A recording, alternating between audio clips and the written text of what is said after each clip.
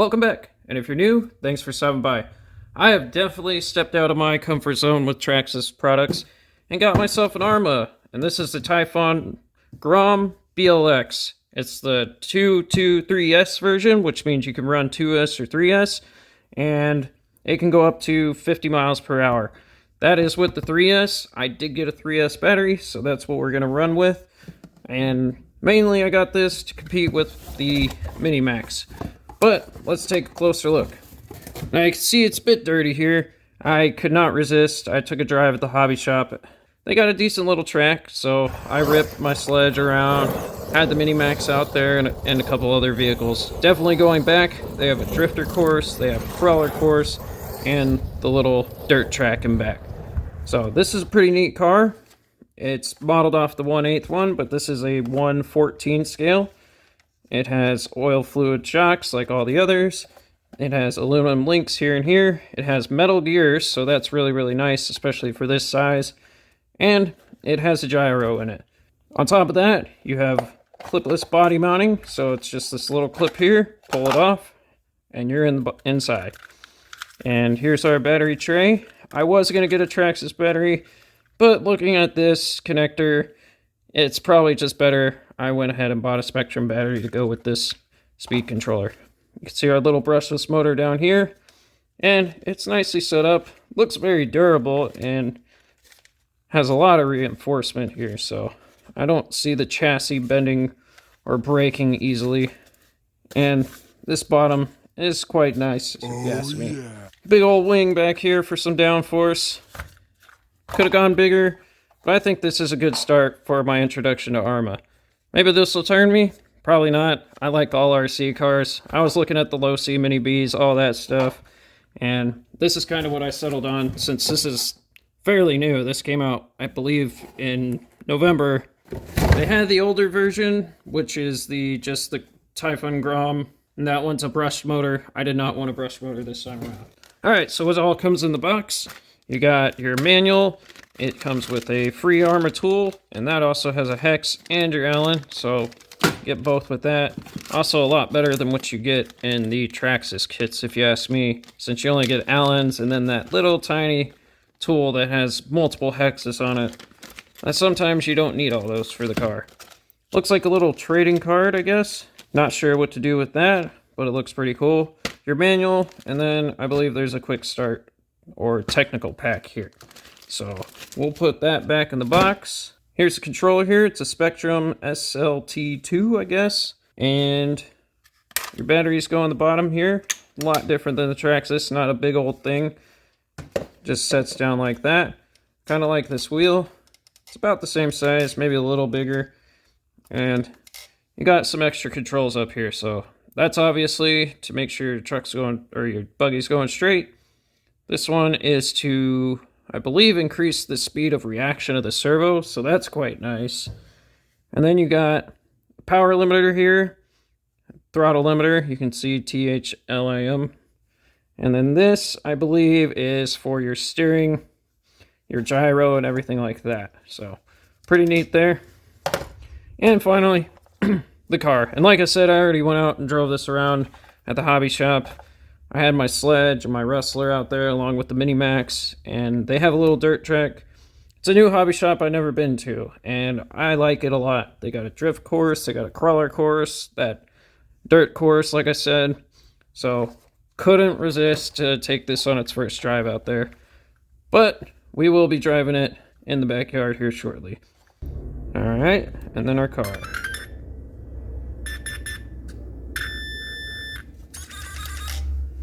Alright, so yeah, this should change the, oh yeah, look at that. Barely turns, and you can turn it all the way up, so yeah. I'm definitely keeping full steering lock like that. And then, four-wheel drive. Woo! Oh, be careful. You can see the gyro doing its job there. I think if we turn this that way, maybe? I don't know. I'll have to figure out how to turn the gyro on and off. But you can see. Woo! That's quick. Alright, let's go rip.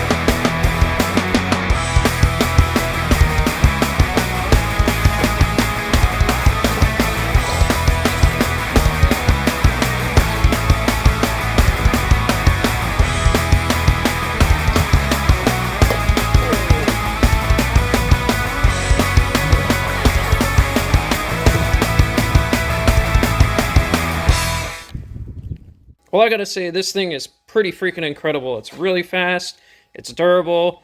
I have broken a few things, I won't lie. I've broken both upper and lower A-arms on one side, a drive shaft, and even the little steering link here, along with an eyelet. So basically one whole corner has been broken, and that was in separate accidents. It didn't happen all at once. You can see I did temporarily fix this suspension piece with a TRX 4M piece, but it doesn't sit right because the shock collar actually needs to go and wrap around the eyelet. So either I need to sand that down or strip it down somehow, or like I did here, it's just get some new shocks. These are actually the 300 CFT optional part you can get from Arrma. Honestly, I prefer the thicker shock oil or the heavier weight of shock oil. These are 2000 CST or about 160 weight. These are only about 30 weight, and it makes the car super bouncy, and I kind of like it the way it was. It also sits a lot taller this way. I mean, if I want to do street driving, definitely would do this. It even makes this do wheelies. You'll also notice I bought some lights for it. That's because I drive it so much. I was driving it at night, so I found these on Amazon. They work fantastically. You got one in the rear and two up front, as you can see. Also, the body clipping system, it's real nice, real easy. I can do it one-handed on and off. That's all that matters to me. I don't care that it doesn't have a clip. I actually prefer it this way. Some people prefer it the other way. The only downside or major problems I've had is with the servo saver. This thing tends to just stop working properly, no matter how I adjust the screw, everything like that. I got a few stock ones as spares, but I'm definitely going to upgrade that in the future, which that's going to be something I show up in the next episode. The other downside is the ESC and transmitter are one piece, so if you do an upgrade there, you got to do both. I don't mind that because I'll probably keep this the way it is since it's so fast, and the motor is also something I probably will just go with stock if it ever burns up. The batteries work great. These 1300 milliamp hour batteries, they don't last terribly long. I think I get about 15 to 20 minutes depending on how much throttle I'm giving the car and how much input I'm giving it. But I have a second one, so that increases our time to about 30 minutes. And they don't take that long to charge, so you can charge one while you're running and have the other one basically almost ready to go by the time you're done with the first one. So that's not a big issue to me. Like I said, probably not going to do many upgrades other than maybe the suspension and the steering servo. And possibly maybe some A-arms in the future, but that's not what we're talking about today. On the controller, you got a lot of settings here. You can change how much steering angle you got here, so you can go real low, and it only moves just a little bit, or like I have it, cranked to the max, makes it turn a lot. Right here is your steering adjustment, so this is to get things dead center. You just turn this knob. You can see right now I got mine cranked to the left. That's because of our servo saver issue going on. Here on the back side, you can see 50, 75, and 100. That's a throttle limiter. If you set it on 50, that's about how fast it goes. If you set it on 75, you can see it's definitely a lot faster. And what I like to set it on is 100 here. That thing is pretty much as fast as my Wrestlers and my Slash 4x4. And it's only about a quarter or half the size of those. Well, that's going to be all for this video. If you have any questions, comments, concerns, you know where to leave them. As well, if you can do the things over here, I'd appreciate it as it helps me out. And just a quick reminder to y'all out there, once we reach 1,000 subs, I will be giving away this TRX Ford 1979 Ford Bronco spare tire mounting bracket and cover. That's a lot to say.